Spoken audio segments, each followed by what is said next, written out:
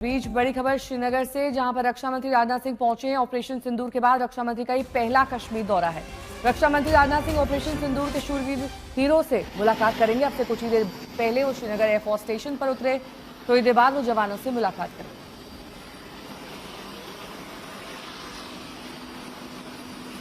अशरफ वानी हमारे साथ हमारे सहयोगी और जानकारी के साथ जुड़ चुके हैं। अशरफ, क्या क्या रहेगा कार्यक्रम?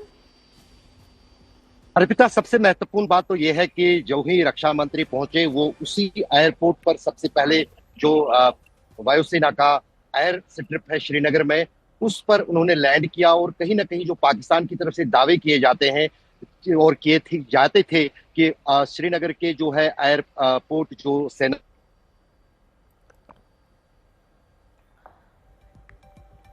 का और जो वायुसेना का एयरपोर्ट है उसको नुकसान संकेत दिया कि हमारे किसी भी एयरबेस या एयरपोर्ट पे कोई नुकसान नहीं पहुंचा है।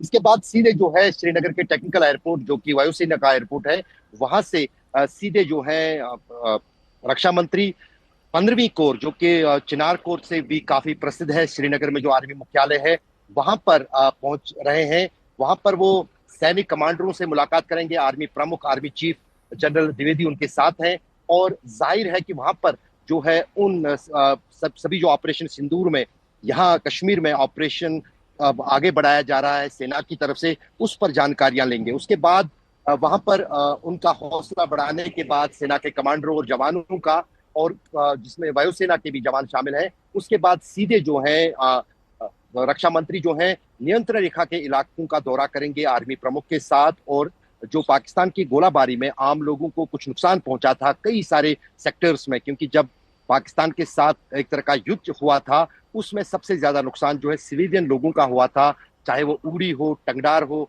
कुपवारा हो या फिर पुंछ और रजौरी। तो फिलहाल वो जो है फिर सीमावर्ती इलाकों में सेना प्रमुख के साथ जायजा लेंगे। और इसके साथ साथ वो इस बात का भी जायजा लेंगे कि किस तरह से रिहैबिलिटेशन जो है इन सीमावर्ती इलाकों में आम लोगों की, उनको किस तरह से मदद पहुंचाई जा रही है सेना की, उसका भी जायजा वहां पर खुद जाकर ले लेंगे। इसके अलावा अशरफ, कई मायनों में ये दौरा काफी अहम, क्योंकि ऑपरेशन सिंदूर की कामयाबी के बाद ये पहला दौरा है रक्षा मंत्री का। किस तरीके से वहां पर रिहैबिलिटेशन हो रहा है, कैसे मदद मुहैया कराई जा रही है, जो पीड़ित हैं, जो घायल हैं, जो लोग विस्थापित हो गए हैं, जिनको नुकसान पहुंचा है। लेकिन इसके अलावा ये भी जरूरी हो जाता है कि आगे अगर दोबारा पाकिस्तान अटैक करता है तो क्या तैयारियां हैं ऑन ग्राउंड, इसका भी वो जायजा लेंगे।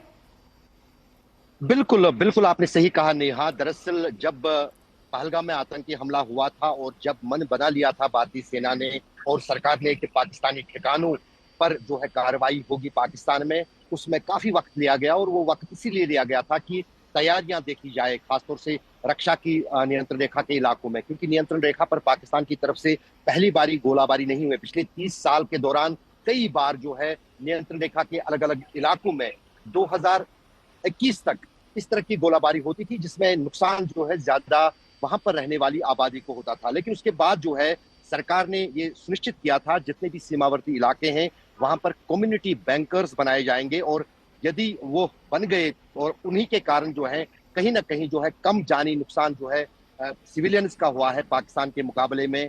सीमावर्ती इलाकों में लोगों को ऑपरेशन सिंदूर शुरू होने के बाद ही उन कम्युनिटी बंकर्स में जो है भेज दिया गया था, उनमें रखा गया था और स्कूल कॉलेज खोले गए थे आम लोगों के लिए। बहुत बहुत शुक्रिया।